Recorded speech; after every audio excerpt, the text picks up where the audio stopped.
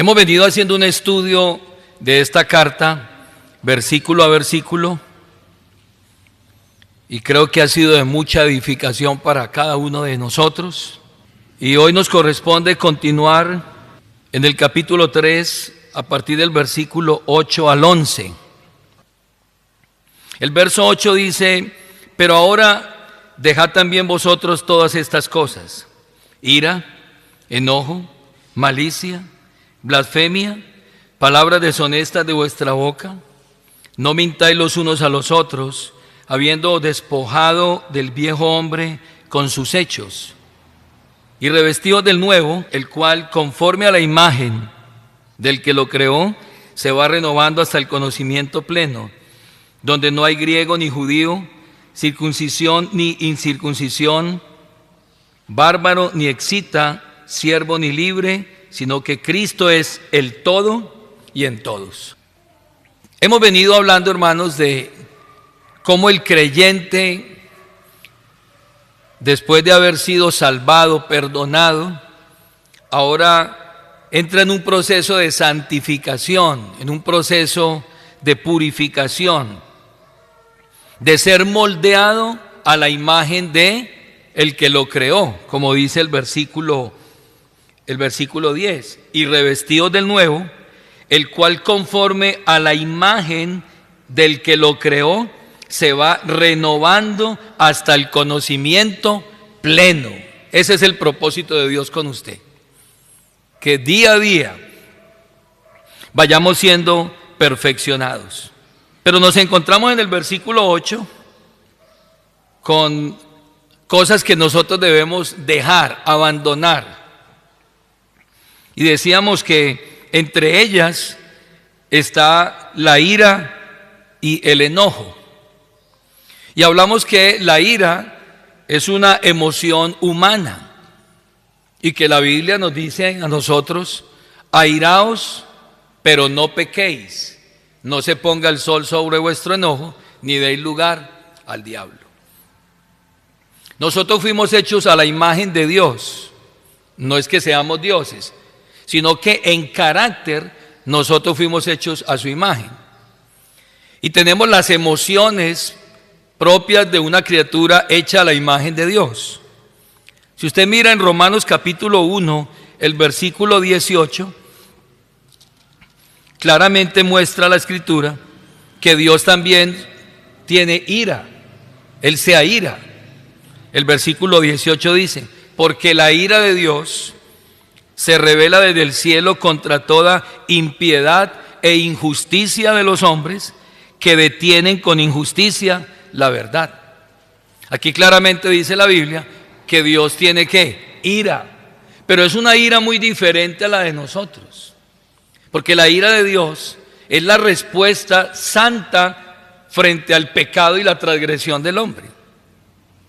El verso 18 dice que esa ira de Dios se revela ¿contra qué? Contra toda injusticia e impiedad de los hombres, que retienen con injusticia la verdad. Entonces la ira de Dios no es como la ira nuestra. La ira de Dios es santa. La ira de Dios es una respuesta a la injusticia del hombre. La ira de Dios viene a raíz de que el hombre cambia la verdad de Dios por la mentira. Viene a raíz de que Él le da culto a las criaturas antes que al Creador. Es una ira santa, justa. La Biblia nos muestra también que Jesús, cuando entró al templo, allí en Jerusalén, tomando un látigo, volcó las mesas y con gran celo sacó a los cambistas y a los que vendían en el templo. Se acostumbraba a vender animales en el templo a raíz de los sacrificios. No había nada malo en eso, se necesitaba. Pero ese lugar se volvió ¿qué? Una cueva de ladrones. Es decir, se robaba a la gente, se cobraba más de lo justo. Entonces el Señor muestra que su celo, el celo de tu casa me consume. Había enojo de parte de Jesús, pero era también un enojo que santo, justo. ¿Cuál es la diferencia con nosotros? Es que nosotros somos pecadores y la ira de nosotros en la ira de nosotros y en la justicia de nosotros, no opera la justicia de Dios. ¿Por causa de qué? De nuestro pecado. Es decir, esa emoción llamada ira está contaminada también por el pecado. En Santiago capítulo 4, vaya allí por favor. Entonces ya habla de pasiones pecaminosas que hay en cada uno de nosotros. Dice el versículo 1 de Santiago capítulo 4, ¿de dónde vienen las guerras y los pleitos entre vosotros? ¿Por qué se airan ustedes? ¿De dónde? ¿Cuál es el origen de los conflictos que hay entre ustedes? Y dice la Escritura, ¿no es de vuestras pasiones las cuales combaten en vuestros miembros?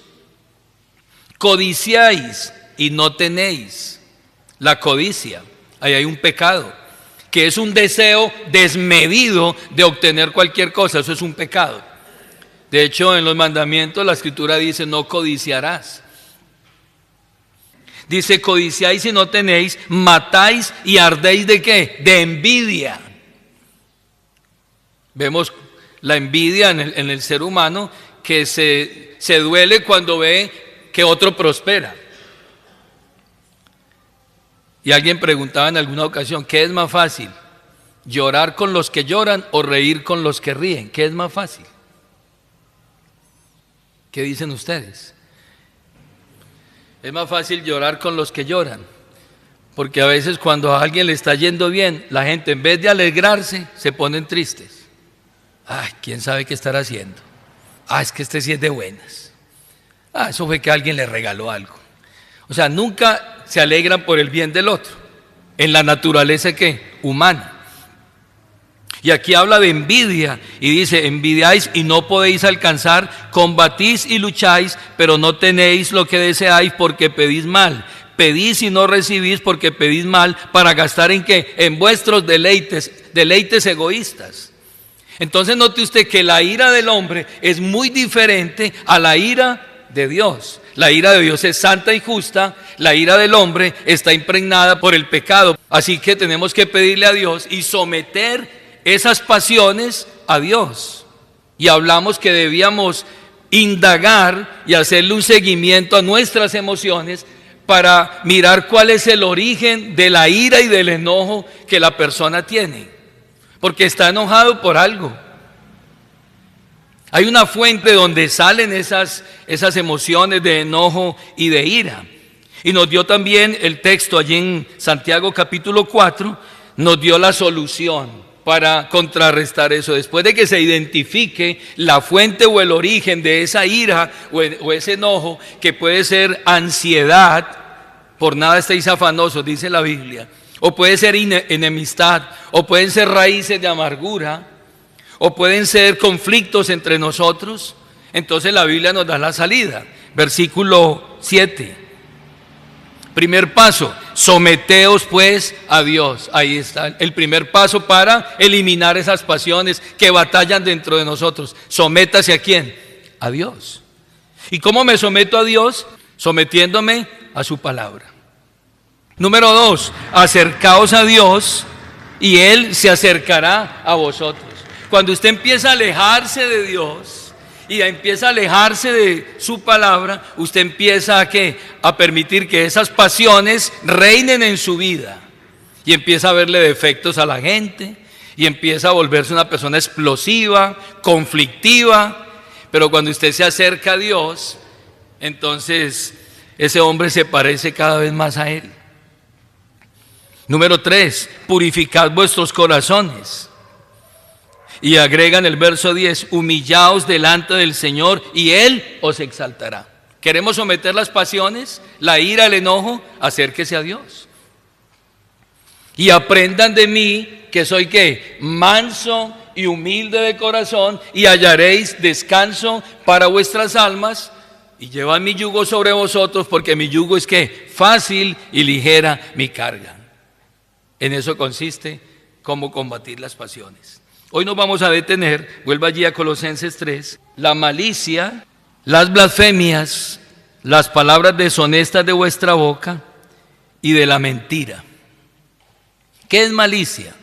Hermanos, El uso que Pablo le va a dar a la malicia aquí no es simplemente una maldad genérica, no está hablando de una maldad general cuando habla de malicia aquí en el texto, sino que más bien es la disposición interior malévola que hay en el corazón del hombre. La malicia se convierte en el piso o en el suelo y el abono donde brotarán todos los vicios y los comportamientos que vamos a ver posteriormente. La malicia es una conducta malvada contra otra persona. ¿Y cuál es la idea? Dañar a la otra persona. Ahí ya hay malicia. ¿Y cómo lo daño? Deteriorando su reputación. Y hermano, estos pecados son letales porque esto puede derribar, puede destruir una familia, una iglesia. La persona que tiene malicia en su corazón lo que busca es dañar la reputación a través de la difamación de esa persona. Entendiendo por difamación el acto de dañar el honor de la persona, la fama de la persona o la reputación de una persona mediante la difusión de declaraciones públicas falsas acerca de otra persona. Eso es gravísimo, eso es gravísimo. La Biblia condena esa actitud, la Biblia condena la malicia y lo hace de forma rotunda. La Biblia llama a esa malicia difamación, falso testimonio. Menciona esa difamación y ese falso testimonio también como calumnia e incluso el chisme hace parte de ese paquete. En la Biblia hay muchos ejemplos bíblicos de cómo personas con un corazón dispuesto a dañar al otro actuaron y quisieron hacerle daño a otras personas. Encontramos un ejemplo claro en Génesis 39 con la esposa de Potifar. ¿Recuerdan la esposa de Potifar? La esposa de Potifar, allí hay un episodio en donde José, el hijo de Jacob, llega a la casa de un militar y es colocado como el siervo de la casa, el que hace los oficios. Siendo muy joven, la mujer de Potifar quiso llegarse a José, serle infiel a su marido y lo acosó durante mucho tiempo. Y cuando José rechazó las insinuaciones sexuales de la esposa de Potifar, entonces ella lo acusó falsamente de intento de violación. Eso fue una ¿qué? Una calumnia, una difamación. Y a raíz de eso, incluso ella utiliza la túnica de José como prueba para difamarlo ante su esposo, lo cual provocó la ira del esposo e hizo que José fue llevado ¿a dónde? A la cárcel y fuera encerrado en la cárcel. Pero como ese hombre era justo delante de Dios, dice la Escritura que allí en la cárcel Jehová estaba con José. Ahí estaba Dios con él. Así de que no se preocupe. Si han difamado de usted, si le han calumniado, esté tranquilo que si usted no ha cometido ese tipo de cosas, el Señor está con usted y le acompañará allí en el lugar donde esté. Finalmente, José sale de la cárcel de acuerdo al plan divino y pasa a gobernar. Yo no sé qué pasaría con la esposa de Potifar, no tengo idea, la Biblia no lo dice, pero no creo que le haya ido muy bien a la esposa de Potifar y a Potifar también. Pero la Biblia también habla del falso testimonio en el juicio que le hicieron a Jesús. En el capítulo 26 y el verso 59 de Mateo, claramente se muestra Mateo capítulo 26, habla del falso testimonio o de la calumnia que levantaron contra Jesús. Y note usted que esto acontece, hermanos, y tiene finales terribles cuando la gente se deja usar para dañar la imagen o la fama o el honor de otra persona. Y fue objeto de la calumnia de los hombres. Capítulo 26, el verso 59, Dice la Escritura, hablando de ese juicio que le hacen a Jesús: los que prendieron a Jesús le llevaron al sumo sacerdote Caifás, a donde estaban reunidos los escribas y los ancianos. Mas Pedro le seguía de lejos hasta el patio del sumo sacerdote, y entrando se presentó con los alguaciles para ver el fin. Y los principales sacerdotes y los ancianos y todo el concilio buscaban falso testimonio contra Jesús para entregarle a la muerte, y no lo hallaron, aunque muchos testigos falsos se presentaban, pero al fin vinieron 2 testigos falsos. Entonces note usted, hermano, que aquí no solamente en el episodio de José, de Moisés y Aarón, y en el episodio de Cristo cuando es acusado, hay calumnia y hay falso testimonio, sino que ahora el apóstol Pablo claramente nos muestra que aún posiblemente dentro de nosotros haya ese tipo de prácticas, es decir, haya malicia. Y lo que la Biblia está mostrando aquí es prohibiendo explícitamente levantar falso testimonio contra otra persona. Cuando uno mira en el libro de Éxodo, el Señor es categórico, es rotundamente contundente frente a el falso testimonio, frente a la calumnia de una persona hacia otra. En Éxodo capítulo 20, el verso 16, dice el texto: no hablarás contra tu prójimo falso testimonio. No hablarás contra él. En Proverbios capítulo 10, el verso 18, afirma que el que propaga la calumnia o propaga mentiras contra otro, el que encubre el odio, es de labios mentirosos, y el que propaga calumnia es un necio, el que practica tales cosas. Y algo peor aún, hay algo que Dios aborrece y que para Él es abominable, es una completa abominación.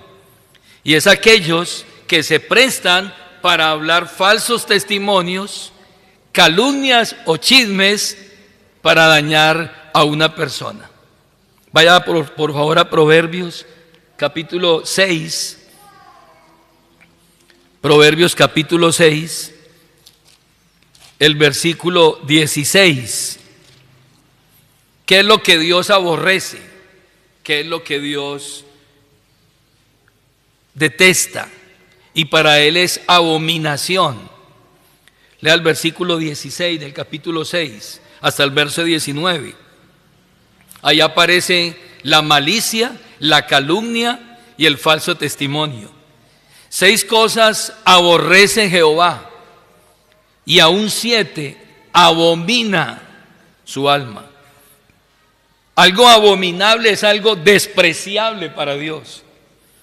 Número 1, los ojos altivos.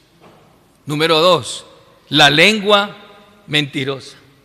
Note usted, hermanos, que aquí aparece ese pequeño miembro que Santiago llama, que tiene veneno debajo de la lengua, cuando habla en Romanos 3:10. La lengua mentirosa, las manos derramadoras de sangre inocente, el corazón que maquina pensamientos inicuos, ahí está la malicia, los pies presurosos para correr al mal. Verso 19, el testigo falso que habla ¿qué? Mentira, y luego dice, y el que siembra discordia entre sus hermanos. Esa lengua mentirosa y ese testigo falso que habla mentira, note usted que finalmente eso desemboca en sembrar ¿qué? División, discordia entre los hermanos. Dios ve eso y Dios abomina eso. La Biblia exhorta a no hablar mal los unos de los otros, porque continuamente, desafortunadamente, siempre queremos ver el lunar o el error en la otra persona y nos abstenemos de hablar que lo bueno, lo puro, lo santo, lo honesto, lo que es de buen nombre. Escuchamos muchas veces de personas referirse a otros y de pronto resalta algunas cosas buenas, pero dice, pero es que Él es. Siempre estamos, ¿qué? Buscando el lunar, el punto. Esta pantalla es una pantalla blanca y ahí podemos colocar un punto negro en la mitad, un punto en la mitad, y está comprobado que cada vez que usted mire la pantalla, lo primero que usted va o donde va a enfocar la mirada es en el punto, en el error, en la situación de la persona. Pero la Biblia nos exhorta, hermanos, a no hablar mal los unos a los otros. Vaya a Santiago capítulo 4, claramente Santiago en el verso 11 del capítulo 4 nos exhorta de igual manera a no murmurar contra el hermano, como lo hicieron los de Coré, como lo hizo los falsos testigos contra el Señor Jesucristo. En el versículo 11 la exhortación es clara: hermanos, no murmuréis los unos de los otros. El que murmura del hermano y juzga a su hermano, murmura de la ley y juzga la ley. Pero si tú juzgas a la ley, no eres hacedor de la ley, sino juez. Uno solo es el dador de la ley, que puede salvar y perder. Pero aquí hay una pregunta: ¿pero tú quién eres para que juzgues a otro? ¿Tú quién eres? ¿Quién te ha puesto por juez? ¿Quién te ha puesto por la persona que ha de juzgar a las otras personas? Además, la Biblia dice: ¿por qué juzgas a tu hermano y no miras primero la viga que hay en tu ojo antes que ver la paja que hay en el ojo de tu hermano? ¿Cuál es el llamado entonces para nosotros? De no juzgarnos. Es más, hermanos, es tanto así que ni nosotros mismos estamos autorizados para juzgarnos a nosotros mismos. Vaya por favor a 2 de Corintios. Pablo se abstiene. 1 de Corintios capítulo 4. Somos llamados a no juzgar a los otros por sus actos, por sus acciones. En el verso 4 del capítulo 4 de 1 de Corintios, del verso 3, dice: yo en muy poco tengo de qué ser juzgado por vosotros, o por tribunal humano, ni aún yo me juzgo a mí mismo. Porque aunque de nada tengo mala conciencia, no por eso soy justificado. Pero el que me juzga es ¿quién? El Señor. Así que, hermanos, no juzguéis nada antes de tiempo, hasta que venga el Señor, el cual aclarará también lo oculto de las tinieblas y manifestará las intenciones de los corazones, y entonces cada uno recibirá su alabanza de Dios. Usted no es llamado a juzgar a nadie. Nosotros sí debemos exhortarnos, debemos alentarnos, debemos corregirnos, pero no somos llamados ni a murmurar, ni a juzgar al otro. Porque nadie ha sido puesto aquí como juez de nadie. Vaya a Romanos capítulo 8.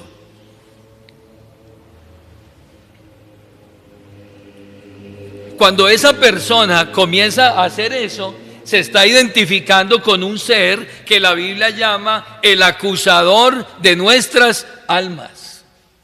Y usted sabe quién es el acusador de nuestras almas, ¿verdad? Satanás. Él es el acusador de nuestras almas. Apocalipsis dice que fue lanzado al lago de fuego el acusador de nuestros hermanos, quien los acusaba de día y de noche. Él sí sabe hacer eso. Y cuando el creyente hace eso, se está identificando con ese personaje. Por eso Pablo escribe aquí a los romanos, en el versículo 32 del capítulo 8, dice: el que no escatimó ni a su propio Hijo, sino que lo entregó por todos nosotros, ¿cómo no nos dará también con él todas las cosas? Y pregunta: ¿quién acusará a los escogidos de Dios? ¿Quién soy yo o quién es usted para acusar a alguien? Y responde, Dios es el que justifica. El hermano que usted está acusando, o que yo voy a acusar, o que esa persona está acusando, tiene a alguien que ya lo justificó. Ante Dios es que justo, Dios lo ve a él justo, y ¿quién soy yo para acusarlo si ya fue justificado? Y luego dice el versículo 34, ¿quién es el que condenará? Cuando la Biblia dice que ahora ninguna condenación hay para los que estamos en Cristo Jesús, y dice el texto, ¿quién es el que condenará? Cristo es el que murió, más aún el que también resucitó, el que además está a la diestra de Dios, el que también que intercede por nosotros. Más bien esa persona, en vez de estar acusando, condenando, dando falso testimonio y calumniando, debiera hacer lo que Cristo está haciendo en este momento por nosotros. ¿Qué dice el versículo 34 al final? Cristo resucitó y está a la diestra de Dios. ¿Y qué está haciendo Él por nosotros? ¿Qué está haciendo? Eso debe hacer usted y eso debo hacer yo. Interceder. Entonces, en vez de murmurar, calumniar, dar falso testimonio y condenar a esa persona, yo debo hacer lo que está haciendo Cristo por esa persona en este momento. ¿Qué está haciendo Cristo? Interceder a la diestra de Dios todo el tiempo. ¿Para qué? Para que el Señor lo guarde sin caída. Claro. Entonces, cuando alguien se acerque a usted para decirle algo en contra de otra persona, yo quiero invitarle para que usted le diga algo. Hermano, ¿sabe qué? Vamos a interceder por él. Vamos a orar por él. Vamos a orar por ella. ¿Para qué? Para que el Señor le muestre a esa persona y coloque en su corazón lo que él debe hacer correctamente. O vamos a hablar con las personas indicadas para que le exhorten con amor, que le exhorten por medio de la palabra, y esa persona que se corrija y ganemos a ese hermano en vez de que de perderlo. Así que la malicia, que es no otra cosa que la calumnia y la difamación y el falso testimonio, buscarán el mal de la persona, pero usted y yo podemos contrarrestar eso diciéndole, vamos a orar por esa persona. Y vamos a hacer exactamente lo que Cristo está haciendo por él en este momento. Porque Él conoce nuestras debilidades, porque Él sabe que somos polvo, Él conoce nuestra condición. Él participó de carne y de sangre de lo mismo, y es un sumo sacerdote que se compadece de nosotros y de nuestras debilidades, y Él intercede por nosotros ante el Padre. ¿Para qué? Para que seamos guardados y perfeccionados. Y como usted y yo somos unos imitadores de Cristo, entonces haremos lo propio. Vuelva allí a Colosenses capítulo 3, porque luego aparecen tres cosas que el apóstol nos indica que debemos abandonar y dejar. Número 1, las blasfemias, las palabras deshonestas de vuestra boca y la mentira. No mintáis los unos a los otros, habiendo despojado del viejo hombre. Estas tres últimas cosas prohibidas están relacionadas con el hablar, con la lengua, el manejo de la lengua, hermanos. Somos muy dados a ¿qué? Hablar. Cuando se habla de blasfemia, aquí está hablando de injuria. Es un fuerte lenguaje sin freno, sin contemplación contra la otra persona. Significa increpar de manera dura a la otra persona sin misericordia. En el contexto que Pablo está mostrando estas expresiones de blasfemia, está mostrando claramente que está hablando de una difamación contra otra persona. Está en la misma línea. Lo que resulta teológicamente relevante aquí, hermanos, es que yo me estoy refiriendo a la otra persona sin tener en cuenta que es una persona que fue también hecho a imagen y semejanza de Dios. Y hay que tener cuidado con eso. Vaya a Santiago capítulo 3, Santiago capítulo 3, el versículo 9, cuando habla del peligro de la lengua. Y cuando yo estoy hablando descomedidamente contra alguien, yo tengo que tener en cuenta que esa persona fue hecha a imagen y semejanza de Dios. Y que si es un salvado, aún más. Versículo 9. Dice, con ella, con la lengua, bendecimos al Dios y Padre. Y con ella maldecimos a los hombres que están hechos a la semejanza de Dios. De una misma boca proceden bendiciones y maldiciones. Hermanos, esto no debe ser así. Porque si yo estoy alabando a Dios y exaltando a Dios y honrando a Dios con mi lengua, con mi boca, y luego voy a referirme descomedidamente de otra persona, entonces la Biblia dice, hermanos, esto no debe ser así. Lea el versículo 11. ¿Acaso alguna fuente hecha por la misma abertura, agua dulce y amarga? Usted se va a referir a Dios y va a adorar a Dios y va a exaltar a Dios y a reconocer a Dios, pero ese semejante que es hecho a imagen y semejanza de Dios, ahora yo voy a hablar mal de él, a calumniarlo. Hermanos míos, ¿puede acaso la higuera producir aceitunas o la vid higos? Así también ninguna fuente puede dar agua salada y dulce a la vez. Entonces yo tengo que tener claro que mi boca, mis palabras, mi lenguaje debe ser utilizado de forma correcta, porque con esta misma lengua, con estos mismos labios, yo estoy bendiciendo a Dios. Las palabras deshonestas denigran. Las palabras deshonestas dañan. Aquí ya Pablo habla de mentira, no solamente calumnia, falso testimonio, sino que hay mentira. Y veamos, hermanos, qué es lo que la Escritura nos muestra a nosotros respecto a mentirnos los unos a los otros. Hay 3 leyes, podemos decir, sobre el habla del creyente que ha resucitado con Cristo. Por eso la pregunta original del texto es, si habéis resucitado con Cristo. Si usted y yo hemos resucitado con Cristo, aún nuestro lenguaje, nuestra habla debe ser diferente. Lo primero que la Escritura plantea respecto a cómo debe hablar un creyente es que el habla cristiana debe ser amable. ¿Qué tan amables son sus palabras? Toda manera de hablar que sea calumniosa o maliciosa está prohibida entre nosotros.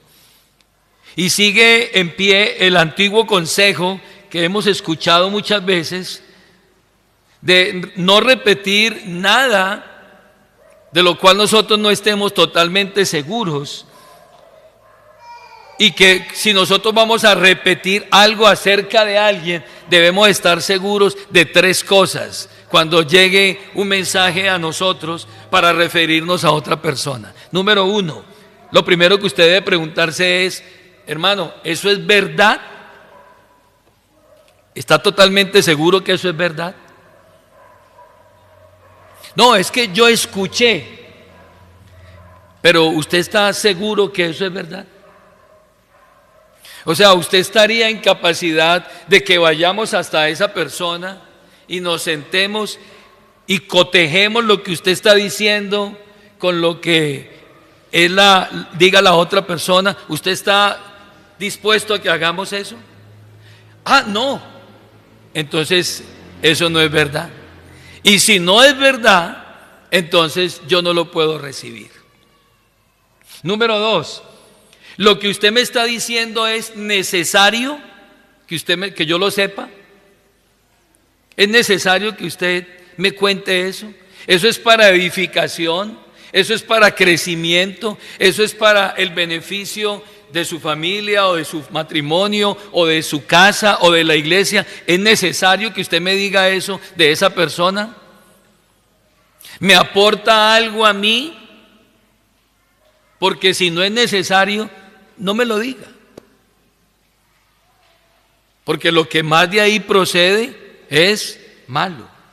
Y número 3, hermano, eso es amable. Eso viene cargado de bondad. Porque recordemos lo que la Escritura dice. Vaya a Efesios capítulo 4. Efesios capítulo 4, el versículo 29. En el momento en que usted confronte a esa persona con esas 3 preguntas, usted va a mirar la reacción de esa persona, y si él no está totalmente seguro, inmediatamente va a detenerse. Y usted se va a proteger sus oídos de eso y de caer en un pecado de murmuración. El verso 29 del capítulo 4. Ninguna palabra corrompida salga de vuestra boca, sino la que sea buena. Escuche bien, una palabra corrompida no solamente es una vulgaridad. Una palabra corrompida es la que puede corromper o dañar incluso una relación. Yo estoy corrompiendo, estoy dañando, estoy perjudicando. Ninguna palabra corrompida salga de vuestra boca, sino la que sea buena. ¿Para qué? Para la necesaria edificación, a fin de dar ¿qué? Gracia a los oyentes. Por ello yo le tengo que preguntar a él, ¿eso es necesario que usted me cuente eso? ¿Eso va a traer gracia a los oyentes? Y el verso 30 dice: y no contristéis al Espíritu Santo de Dios, con el cual fuisteis sellados para el día de la redención. ¿Qué va a hacer eso en mi corazón? Me va a contristar el Espíritu. Porque es posible que eso que esa persona me está contando, inmediatamente va a cambiar mi imagen de la otra persona, y ya no lo voy a ver con los mismos ojos que yo lo veía antes o la veía antes. Y ya me va a traer ¿qué?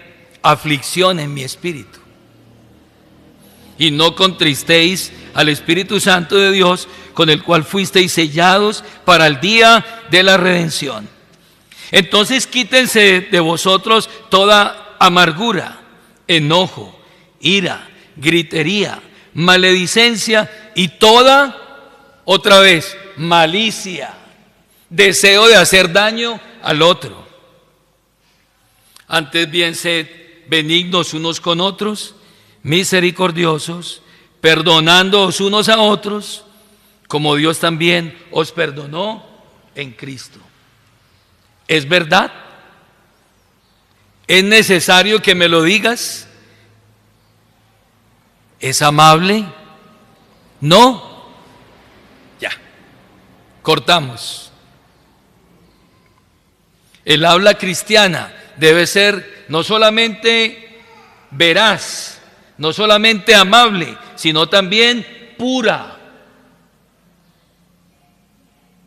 Hay algo trágico, y es que muchos se han acostumbrado al lenguaje soez, vulgar.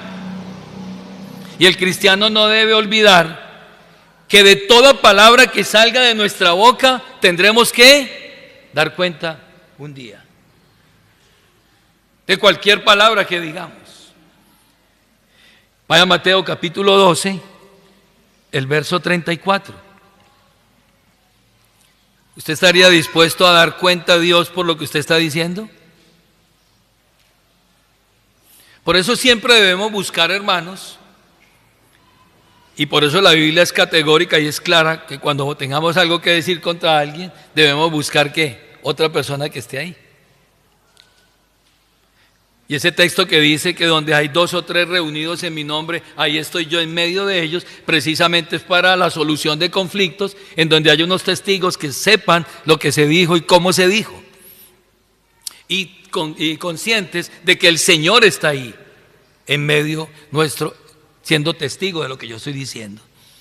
Así que, verso 34 al 37, claramente nos muestra que lo que yo digo debe ser puro y verdadero, porque yo tengo que dar cuenta de todo lo que yo diga un día con mi boca. Verso 34, dice, generación de víboras, ¿cómo podéis hablar lo bueno siendo malos? Porque de la abundancia del corazón, ¿qué cosa? Habla la boca. O sea, esa persona te está diciendo eso acerca de algo o de alguien. ¿Por qué? Porque está dejando salir lo que hay en su corazón.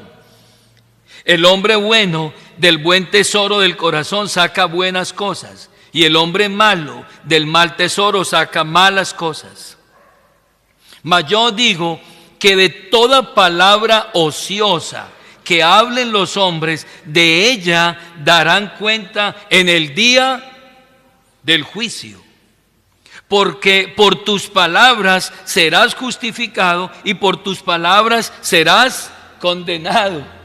Así que si yo soy consciente de que tendré que dar cuenta por todo lo que yo diga un día acerca de otra persona, yo tengo que dar cuenta ante Dios, yo inmediatamente tengo que considerar si eso es verdad o no es verdad, si eso es justo o no es justo, si eso es necesario o no es necesario, y si eso es amable y trae bendición o no trae bendición. Porque esa persona, lo que me está hablando, está revelando lo que hay en su corazón. Se cuenta de un maestro que llegó al salón de clase con un vaso lleno de agua. Y dice que mientras caminaba entre los alumnos, un estudiante se levantó y lo empujó accidentalmente y el agua se derramó allí en el salón de clase. Y el maestro preguntó, ¿por qué salió el agua del vaso? ¿Por qué salió el agua del vaso?, le preguntó a los estudiantes. Y algunos de ellos le respondieron, salió porque lo golpearon, porque lo empujaron. El maestro le respondió a ellos, no, el agua no salió del vaso porque lo empujaron. Salió agua porque eso era lo que había dentro. Porque si hubiera habido leche, habría salido leche. O si hubiera habido café, habría salido café. No salió agua porque lo empujaron, salió agua porque había agua. Porque si hubiera habido otra cosa, habría salido otra cosa. Eso es lo que Jesús está diciendo aquí, que la abundancia del corazón habla que la boca. Una persona hablará de lo que tiene en el corazón. Así de que cuando alguien viene a ti a hablarte calumnias o a deshonrar o a deteriorar la imagen de otra persona, es porque él está sacando de qué, de lo que tiene en el corazón, está dando a conocer. Y usted y yo no podemos prestarnos para escuchar eso acerca de la otra persona.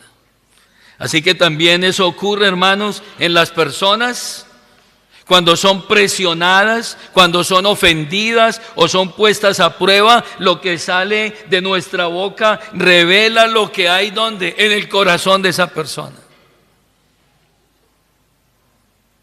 Entonces cuando lo cierran a usted y usted reacciona, ¿qué está saliendo de usted? Lo que hay dentro de usted.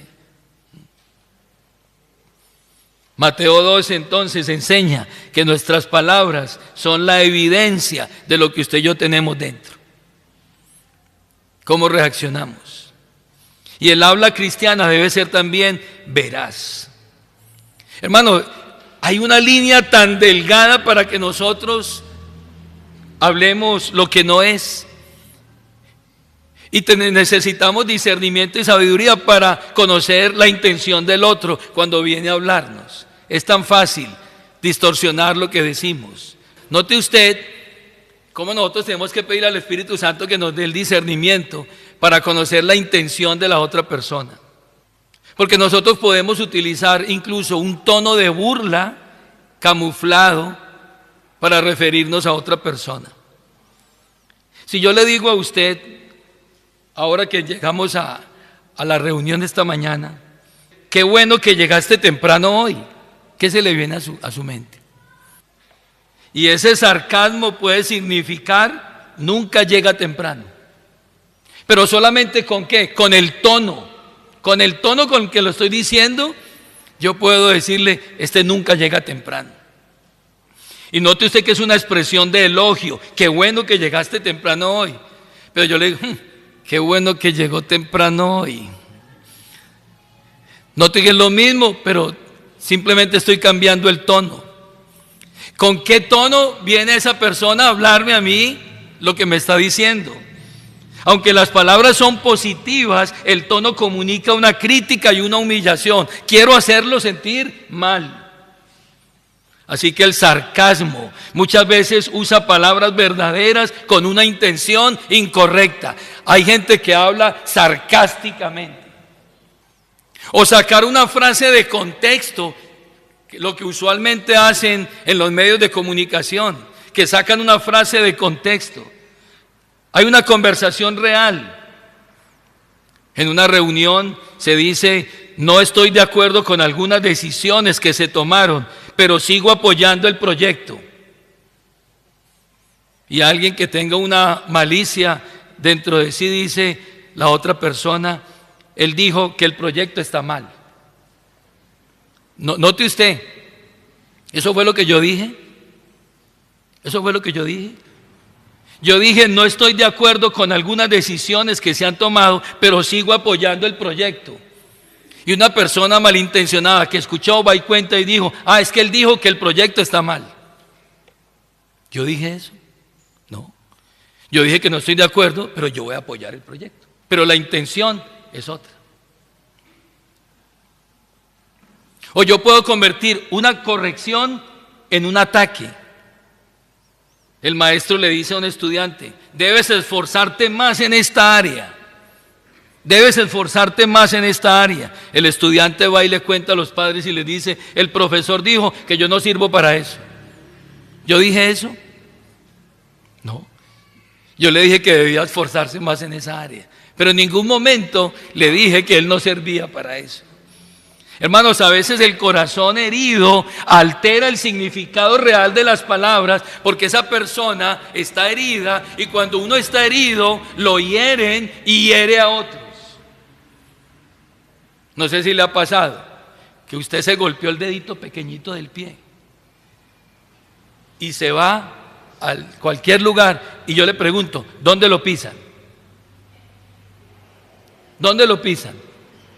En el dedito chiquito. O sea, píselo en cualquier otro lado, pero exacto, tienen que pisarlo en el dedo que está herido. Cuando alguien está herido, hiere y lo hieren. Así que esa persona, ese profesor que quiere ayudar al alumno, él está interpretando y diciendo que la corrección fue mal interpretada y transformada en un rechazo. Y finalmente, incluso hasta el silencio puede ser utilizado de mala intención.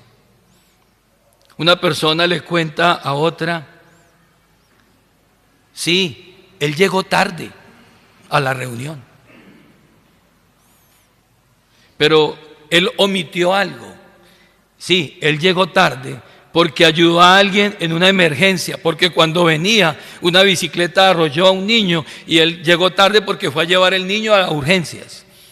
Pero la persona malintencionada recorta la frase y solamente dice, sí, él llegó tarde, pero nunca contó la otra parte, porque había mala intención.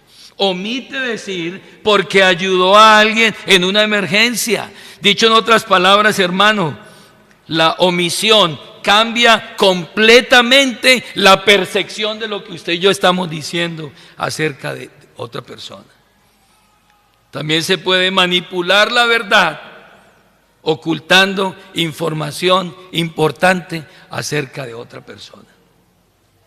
Conclusión, nosotros debemos cuidar nuestras palabras. Nosotros debemos discernir el tono de la otra persona que viene a decirnos algo. Y finalmente debemos conocer por el Espíritu Santo cuál es la intención de esa persona, si viene a edificar o viene a destruir. Y de la manera de transmitir esa verdad, ¿cómo nos están transmitiendo esa verdad? Porque se puede decir algo correcto con un espíritu incorrecto. El habla cristiana entonces debe ser amable, pura y veraz, para con todos y en cualquier instante. Por eso el apóstol termina diciendo, y vestidos del nuevo hombre creado según Dios. Preguntémonos en esta mañana, ¿lo que usted y yo estamos hablando siempre es verdad? ¿Procuramos decir siempre la verdad acerca de alguien o de algo? ¿Está usted totalmente seguro de lo que está diciendo? ¿Usted está seguro de lo que está diciendo? ¿Es necesario decir lo que usted va a decir? ¿Sirve para edificación de los oyentes y para traer gracia a los oyentes? ¿Están sazonadas sus palabras con sal para que preserven y conserven la unidad de donde usted se encuentra? Y finalmente, ¿es amable y bondadoso lo que usted está diciendo acerca de alguien?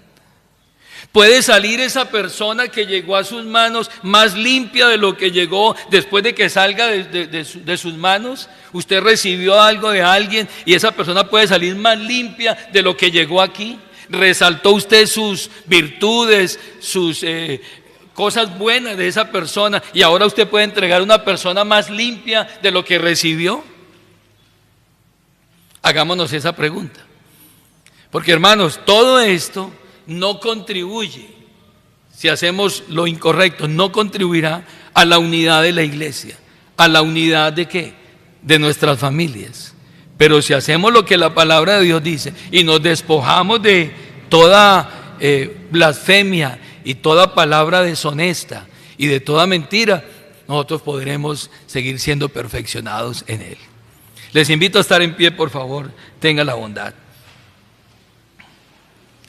Recuerde, usted y yo vamos a ser juzgados por cada palabra que sale de nuestra boca. Cualquier palabra ociosa que digamos, tendremos que dar cuenta un día ante nuestro Señor. Así que oremos para que nosotros podamos hablar con sabiduría, con gracia en nuestros corazones, cantando y alabando ¿a quién? A nuestro Señor. Y haz lo que hizo el Señor, ha hecho el Señor con nosotros, y es interceder por el otro.